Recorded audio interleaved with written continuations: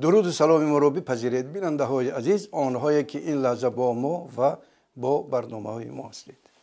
این نمایش شفاخانه طبیعت است که حالا منظور شما میگردانیم. بیننده های عزیز، این لحظه گروه ایجادی ما قرار دارد در حجره کاری گیاهپزشک شریف جان سعید شریفوف و موضوع نوبتی برنامه ما بخشیده شده است اهمیت گل و گیاها و آن رستنی های شفایی که محض در سرزمین زیبای تاجیکستان می روید در راه شفا بخشیدن اطراف بیماری های گرده و راه های پیشاب گذر. حالا ما از شریف جان خواهش میکردیم که اطراف همین بگیم که یک مشکل بیماری و بعداً چون برنامه ما که نامگذاری شده از شفاخانه طبیعت، یعنی هر آنچه که در این طبیعت زیبایی ما میروید و در بهداشت صحت و سلامتی انسان بگیم که اهمیت مهم دارد، خاصه در همون برای بهداشت گرده و راه پیشاب گذر و بیننده گرامی قدر ما یک معلومات مفصل میدادید. خواهش میکردم.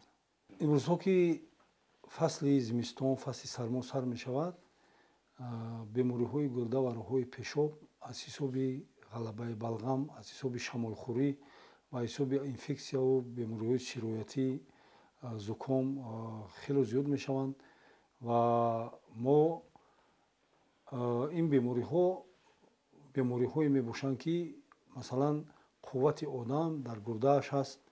وقتی که گرده سالم است، آدم با قوت است، زیرا که تمام موادهای فعال بیولوژی، میکرو و ماکرو عنصرها، ویتامینها و تمام مینرالها و کسلت‌هایی که در بنیاد در کاری هستند با واسطه همون غذاهای مایعی که ما استعمال میکنیم با واسطه گرده با بنیاد با خون داده میشوند و آدم رو با قوت میکنند. مثلا کلسی یا که مثلا سفیدها یا که چربوها یا که مثلا کسلت‌های ارگانیکی یا که موادهای فعال بیولوژی وقتی که زیاد میشوند گرده نیز کار خود را منتظم میکند و وقتی که گرده شمال میخورد یا که از غلبه بلغم آهسته آهسته نمک در گرده پیدا میشود، بعد نمک آهسته آهسته وی به سنگ مبدل میشود یا که به خونریزه ها یا که گرده ورم میکند از حساب بیماری های مثلا شمالخوری یا که آبهای خنک را زیاد نوشیدن یا که از یخدان نوشیدن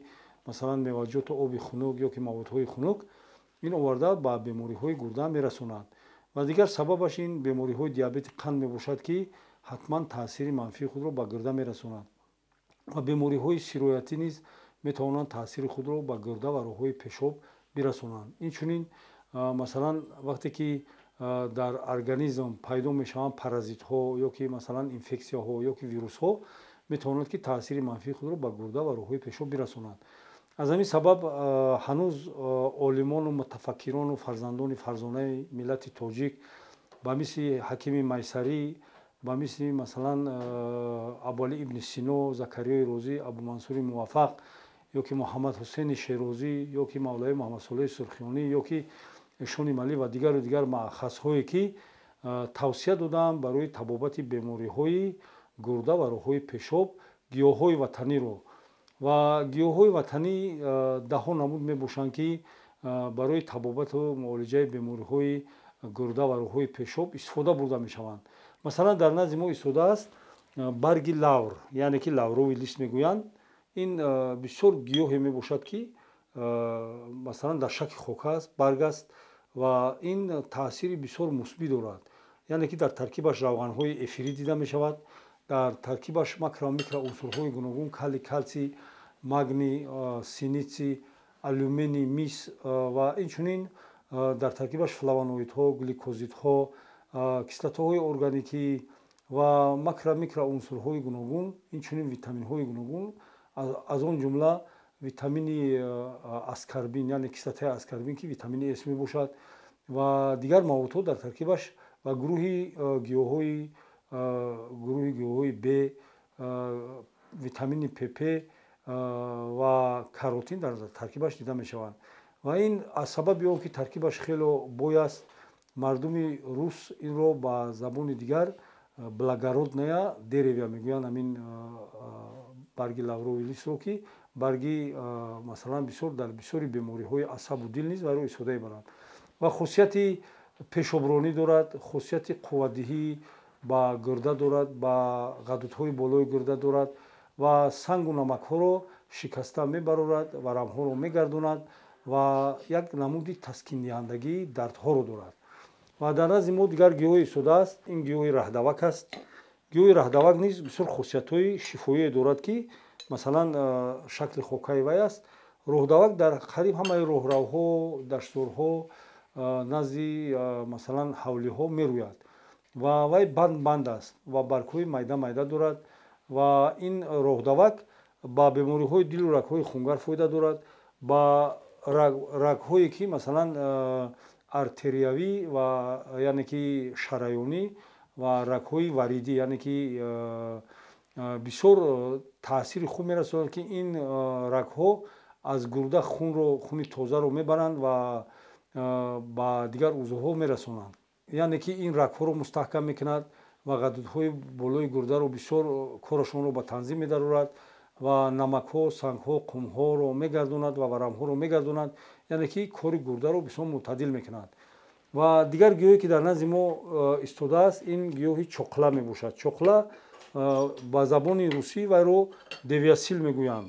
девиасил яъне ки 9 қувват дорад. вай дар шакли хока ҳаст. дар кӯҳистони мо бисёр мерӯяд ва решаи вайро ҷамъоварӣ мекунанд, мехушконанд ва дар шакли хока вайро истифода мебаранд. ва ин гиёҳи чоқла низ қувватҳои бисёр табиӣ дорад, миҷози гармию хушкӣ дорад ва хунукию тарие ки сабаби варами гурда мешавад вайро бартараф мекунад ва ба роҳҳои пешоб, ба пешобгоҳ ва ғадудҳои масалан болои гурда ва ғадудҳои простатаи мардум бисёр таъсири мусбӣ мерасонад ва кори ин ғадудҳоро ба танзим меорад ва яъне ки шамолхӯрӣ ва хунукие ки аз балғаму аз савдо пайдо мешавад дар ҳамин узвҳои пешоброн вайҳоро бартараф мекунад.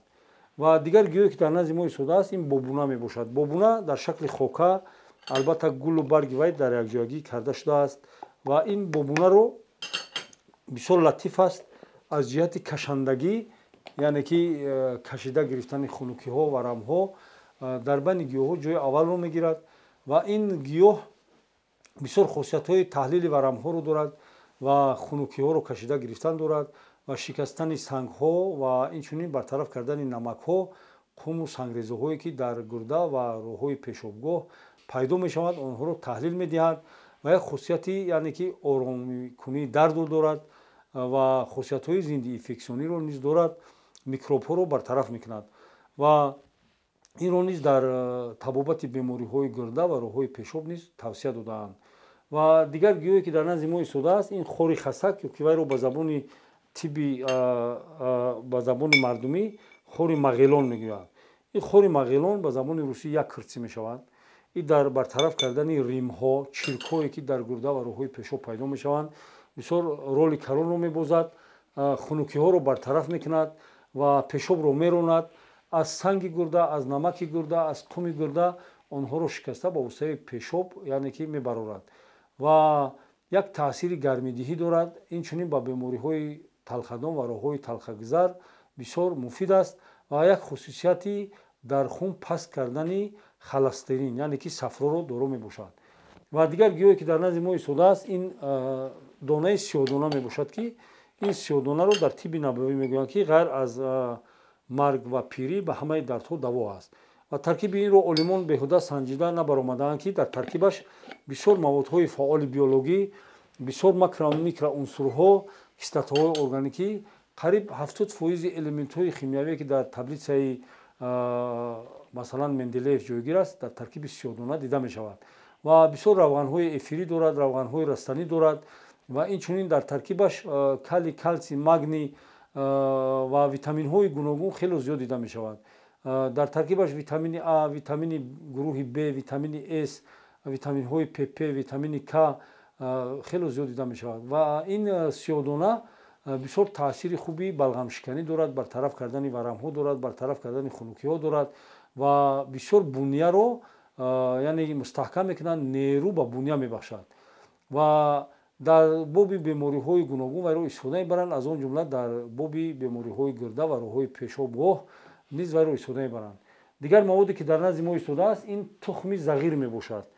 тухми зағир дар шакли хока ҳаст, яъне ки вай барои чӣ дар шакли хока мо тайёр мекунем? Барое ки як ҳаб мегӯяд Абу Али ибн Сино, як бор истеъмоли вай як ҳаб ҳамин таблеткаи 0,5 мешавад. Ба ҳамин хотир дар тариқи ҳамин хока тайёр карда мешавад. вақте ки вайро дамоба мекунем ё ҷӯшоба мекунем ё ки дар сиканҷабин, сирко, асал вайро тайёр мекунем, дар шакли хока тез ҳал мешавад. ин зағир низ таркибаш аз равғанҳо хеле зиёд аст. равғанҳои растанӣ, равғанҳои эфирӣ, махсус равғани ҳамин худаш зағир ҳаст ки равғани лиён мегӯянд. вай таркибаш ба мисли бобуна як хусусияти кашандагӣ дорад, таҳлили варамҳо дорад, шифои захмҳо дорад ва масалан шикастани сангу масалан қуму намакҳое ки дар гирдаву роҳҳои пешоб пайдо мешавад бисёр кӯмак мерасонад.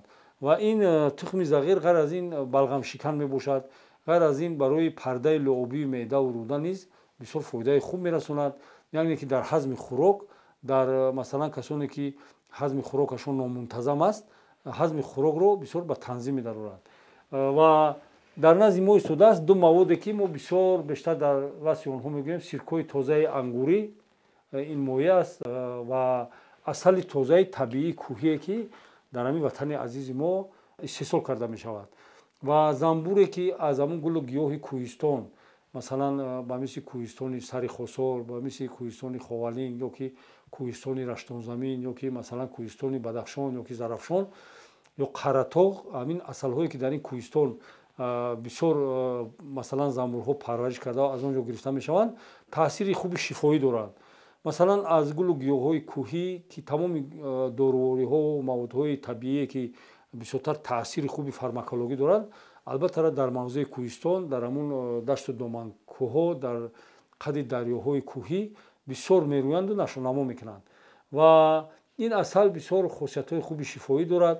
вақте ки мо ҳамин асалро бо ҳамин сиркои ангурӣ масалан дар ним килограмм асал, агар мо 100 грамм 50 грамм сиркои ангурро якҷоя мекунем, ба болои вай хокҳои ҳамин гиёҳҳои гуфташударо, масалан гиёҳи раҳдавак, гиёҳи ғор, барги лаврови лист ё ки бобуна, сиёдуна, тухми зағир, чоқла, масалан хори мағелон ва ҳамаи ин гиёҳҳоро ба қадри масалан 5-10 грамм, яъне ки аз як мисқол то ду мисқол, як мисқол 4,5-5 грамм мебошад ва якҷоя мекунем, нағз мекобем ва як шабонарӯз мемонем ва баъди мондан боз як бори дигар куфта мемонем ва аз ҳамин мавод ба қадри ним қошиқчаи чойхӯрӣ дар як рӯз 3 бор истеъмол мекунем пеш аз хӯрок. ва дар баробари ин аз ҳамин масалан хунукиҳо, аз масалан аз яхдон ё ки аз обҳои хунуке ки дар ин фасли зимистон табиӣ мебошанд, масалан аз обҳои газнок, масалан аз маводҳои машруботи спиртдор ё ки аз хӯрокҳои ғализ, аз тезиҳо, аз шӯриҳо, аз туршиҳои баланд бояд ки парҳез кунанд. вақте ки парҳез карданду ин даворо истеъмол карданд ба муддати масалан аз 20 то 30 рӯз як моҳ, оҳиста оҳиста аз бемориҳои масалан пелнефрит ки вайро масалан газаки гирда меноманд, бемориҳои масалан гидронефроз ки ҳамун об хуб кор карда намешавад аз гирда ва поён намефарояд ва ҷамъ мешавад, ва аз масалан бемориҳое ки ғадуди болои гирда вақте ки кораш ба танзим намеояд, ба мисли ғадуди зери меъда. ғадуди зери меъда дар ҳазми хӯрок ёрдам мекунад. ғадуди болои гирда дар масалан ҳамун маводҳои фаъоли биологиву витаминҳо, микроунсурҳоро гирифта ба хун додан ва чизи зиёдатеро ба воситаи пешобгоҳ ихроҷ кардан, яъне ки онҳоро ба танзим медарорад, яъне ки онҳоро контрол мекунад. ва ҳамин кори ғадудро ин даво бисёр хуб мекунад. махсусан ҳамин барги лавр, махсусан ҳамин тухми сабзӣ, махсусан ҳамин бобуна ва махсусан ҳамин раҳдавак дар ҳамин кори ғадуди болои гирда бисёр таъсири хуб мерасонанд ки вақте ғадуд кору фаъолияташ хуб аст, бемориҳои гирда низ кам мешаванд, барое ки вай ҳамун ҳормонҳое ки дар ҳамин ғадуд ҳаст онҳо метавонанд ки таъсири мусбӣ дар саломатии гурда бирасонанд. аз ҳамин сабаб боз дигар бемориҳое ки масалан дар гурда ҳаст ба мисли санги гурда, намаки гурда, онҳоро низ шикаста оҳиста оҳиста бартараф менамояд, ба воситаи пешоб ихроҷ мекунад ва дар роҳҳои пешоб низ хунукиҳо мешавад ки онҳоро низ бартараф мекунад ва дар пешобгоҳ ки цистит мегӯянд, як беморие мебошад ки варам мекунад, хунук мегирад, яъне ки газаки пешобгоҳ вайро варамашро мегардонад. Агар намаку сангу масалан қумҳое ки пайдо мешаванд, онҳоро майда карда ба воситаи пешоб берун мебарорад. ва инчунин дар боби масалан табобати бемориҳои ғадуди простата низ ин давое ки гуфтем бисёр таъсири мусбӣ мерасонад. اینجا نمایشی ما با پایان میرسد. خیر تا برنامه های آینده ما.